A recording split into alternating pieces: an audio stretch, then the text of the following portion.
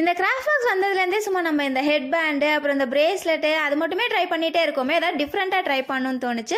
So வந்துட்டு இதுலேருந்து ஏதாவது இயரிங்ஸ் மேக் பண்ணலாம் அப்படின்னு தோணுச்சு. ஸோ அதில் இருக்க பீட்ஸ் எல்லாம் எனக்கு பிடிச்ச பீட்ஸ் எல்லாம் எடுத்து வச்சுக்கிட்டேன். ஸோ அதுலேயும் முக்கியமாக வந்துட்டு இந்த பிங்க் கலர்னால் எனக்கு ரொம்ப பிடிக்கும். ஸோ அதையே எடுத்துக்கிட்டேன்.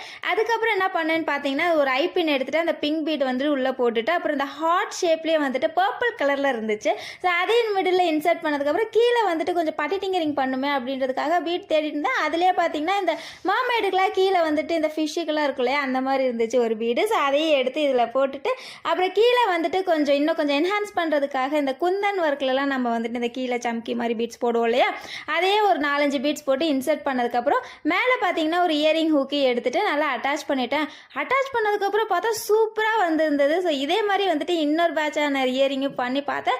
சரி, இது பார்க்கவே சூப்பராக இருந்துச்சு. ஆக்சுவலி ஃபங்கியாக நல்லா இருந்துச்சு. எனக்கு ரொம்பவே பிடிச்சிருந்தது. உங்களுக்கு இது பிடிச்சிருக்கா இல்லையன்றதை கமெண்ட்டில் ஷேர் பண்ணுங்கள்.